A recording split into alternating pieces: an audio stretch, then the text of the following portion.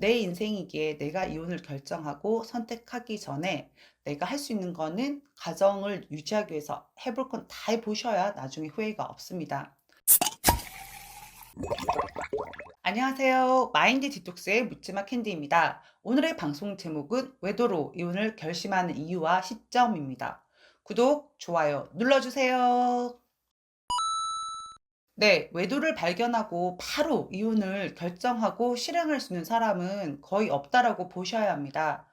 외도를 알고 그 외도했다는 사실만으로 바로 이혼을 선택할 수 있는 사람이라면 정말로 자존감도 높고 결정력도 빠른 사람이겠죠. 그런데 이혼이 그렇게 쉽습니까? 자식들도 있고 경제적으로나 모든 것이 다 엮여 있고 사회적인 시선도 있고 이것저것 생각을 해보면 이혼을 하면 안 되는 이유들이 정말 많습니다.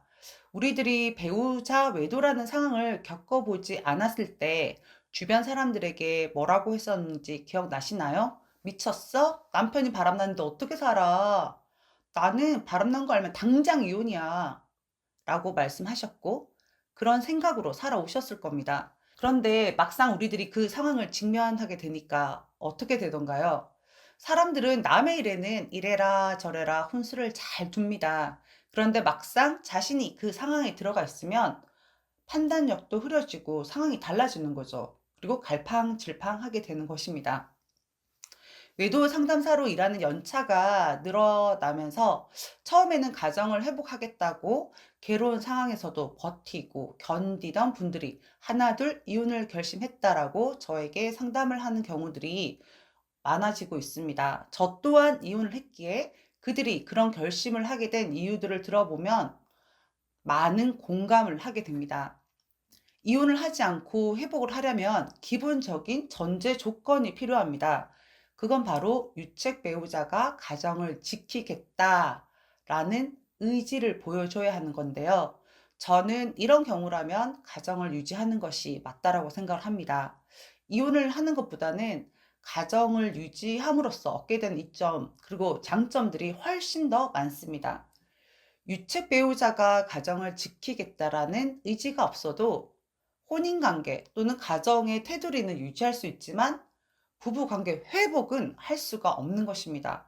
부부관계는 나 혼자만의 의지로 회복할 수 있는 것이 아닙니다. 남편과 아내 두 명의 관계이기 때문입니다. 이혼을 결심하는 데 드는 시간은 짧게는 몇 개월부터 길게는 수년간의 기간이 필요하기도 합니다. 그나마 이렇게 결정을 하시는 분이 계시고 남보다 못한 사이로 계속 그 관계를 정리하지 못하고 질질 끌고 가시는 분들도 계세요. 일단 이혼을 결심하는 시점에는 피해 배우자인 나 자신이 성장해 있어야 합니다. 그 성장의 밑거름에는 나를 가장 아끼고 사랑하는 마음으로 내 삶에 있어서 1순위는 바로 내가 되어 있는 상태여야 합니다. 내가 행복해야 내 가족과 내 자녀와 내 주변인들도 행복하다라는 사실을 알고 있을 때입니다. 긴 시간 동안 이혼에 대해서 고민을 하다가 이혼을 결정하신 분들이 하나같이 저한테 하시는 말씀은 캔디님, 이런 상태로 지내고 있는 저의 시간들이 너무 아깝습니다. 캔디님, 저는 제가 행복하게 사는 것이 가장 중요하다고 생각합니다. 이제는 저렇게까지 저한테 한 사람하고 살고 싶지가 않고 보고 싶지가 않아요, 캔디님. 이런 말씀들을 하시거든요. 이런 말씀을 할 때는 그동안 내려놓지 못했던 남편을 내 마음에서 내려놓고 내가 마음대로 할 수 있는 사람이 아닌 즉 타인이란 사실을 인정하게 된 상태라고 할 수 있습니다. 내려놓는다는 것은 집착을 내려놓는 것과 일맥상통하는 말이거든요. 내가 가질 수 없는 어떤 것을 가지려 하지 않거나 내 마음대로 할 수 없는 것을 내 자유의사로, 내 의지로 포기를 하는 것입니다. 어느 대상에게 집착하게 되면 기대와 욕심이 생기고 그것이 채워지지 않으면 분노가 생깁니다. 분노가 생기면 나 자신이 괴롭고 힘들어집니다. 그리고 고통스럽습니다. 내가 내 마음대로 자제할 수 있는 건 나 자신밖에 없습니다. 남편에 대한 집착, 함께 잘 지냈을 때의 행복했던 기억에 대한 집착을 내려놓고 그 에너지를 나를 사랑하는 데 쏟게 되면 나보다 중요한 것은 그 어떤 것도 없다라는 생각이 들고 내가 행복해지는 방법들을 찾게 됩니다. 배우자의 반성 없는 태도와 별거, 그리고 이혼 요구 및 소송을 한 경우라면 나에 대한 배려나 사랑이 없는 사람이라는 것에 대해 수용하고 받아들이고 인정을 하면 굳이 바람까지 피고 또 게다가 나한테 이렇게까지 하는 사람과 내가 살아야 하나? 이런 생각이 들게 됩니다. 그러면서 이혼을 결심하게 되는 것입니다.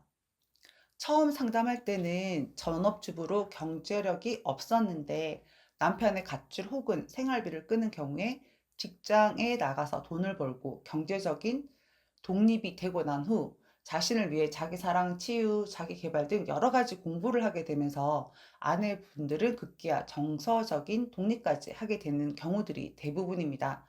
이제는 혼자 살아도 둘이 살아도 별로 크게 상관없는 단계에 이르게 되는 것입니다. 바람폈던 유책 배우자, 그리고 나에게 많은 상처를 주었던 사람을 남편의 자리에 두고 사는 것보다는 이혼을 하고 나서 나 혼자 사는 것이 더 행복할 것이라는 확신이 들 때 이혼을 결심하게 되는 것입니다. 이런 단계까지 올 때까지 회복을 하기 위해 얼마나 인내하고 얼마나 많은 노력을 했을까요?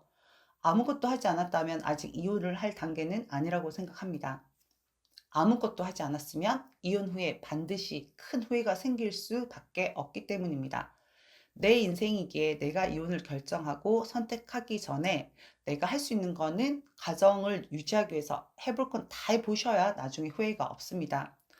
요즘 들어서 몇 년간을 회복을 위해서 애쓰다가 이혼을 결심했다라고 상담 신청을 하는 경우들이 제법 있었거든요. 이혼을 한다고 해서 뾰족하게 상황이 달라지거나 뭐 환상의 세계가 펼쳐지는 거 절대 아닙니다. 이혼자로서 감내하고 견뎌야 하는 또 다른 영역의 아픔들이 존재를 합니다. 하지만 우리들은 이미 배우자의 외도라는 아픔을 견디고 이겨내었기에 이혼 후의 아픔들은 예전보다는 좀 더 슬기롭고 더 빠른 시간 내에 이겨나갈 수가 있습니다. 힘이 생겼거든요.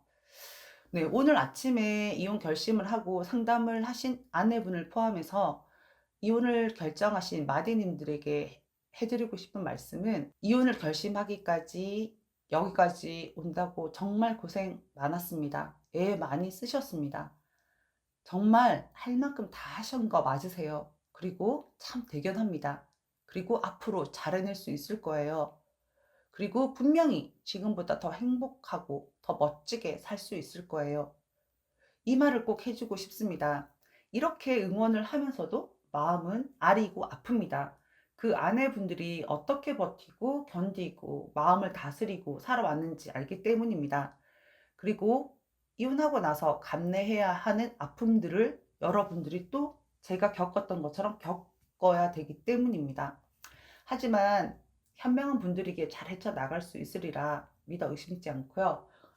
어떤 결정이든 어떤 선택이든 여러분들의 선택, 결정을 지지하고 응원합니다. 네, 오늘 방송은 여기까지 하도록 하겠습니다. 네이버 카페에서 묻지마 캔디 마인드 디톡스로 검색을 해주세요. 상담을 통해서 여러분들의 문제 해결에 실질적인 솔루션을 제공해 드리겠습니다. Have a sweet mind detox. 다음 방송일에 우리 또 만나요. 안녕.